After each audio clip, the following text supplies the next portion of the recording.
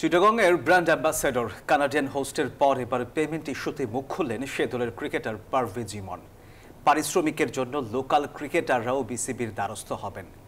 আর আসরটির 1 মাস পেরিয়ে গেলেও চিটাগং কিংসের ক্রিকেটাররা 50% বেশি অর্থ পাননি।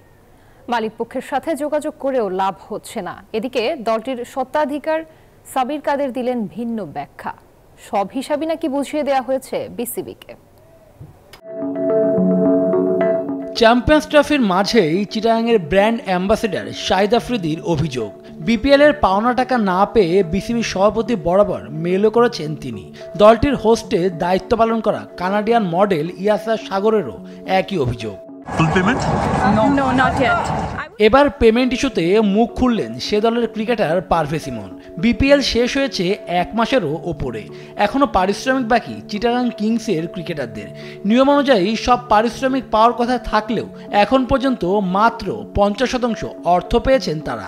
একাধিকবার মালিক পক্ষের সাথে যোগাযোগ করেও সদুত্তর পাননি, তাই দ্রুতই বিসিবির দ্বারস্থ হবেন তারা। কোনো এভাবে জাস্ট বলতেছে দিবে জাস্ট আমরা এখনো পাচ্ছি না। আমি শরীফুল শামীম শুধু সব প্লেয়াররাই, আসলে কোনো দেশি প্লেয়াররা আসলে ওইভাবে মানে যা পাইছি বিপিএল চলাকালীন পাইছি, এরপর আর কারো। অভিযোগের সূত্র ধরে নিউজ 24 যোগাযোগ করে চিটাগাংয়ের স্বত্বাধিকারী সামির কাদেরের সাথে। দেশ জুড়ে তোলপা ওয়ালটন ফ্রিজ কিনে আপনিও হয়ে যেতে পারেন মিলেনিয়ার। তিনি শুরুতে অস্বীকার করলেও পরে বলেন ক্রিকেটারদের পেমেন্ট বাকি রয়েছে, তবে বিসিবিকে বুঝিয়ে দেওয়া হয়েছে সব হিসাব। না, শাহিদ আফ্রিদির বকেয়া দ্রুতই পরিশোধ করা হবে বলে জানান। সেই সাথে চুক্তি ভঙ্গের অভিযোগ এনে ইয়াসার পেমেন্ট দিতেও গড়িমসি করেছেন তারা।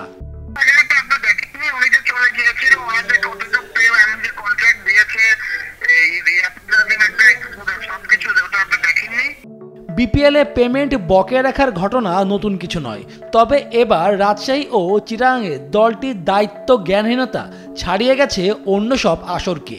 বহির্বিশ্বে নাম ক্ষুণ্ণ হয়েছে বিসিবির। শুভদেব নাথ, নিউজ 24, ঢাকা।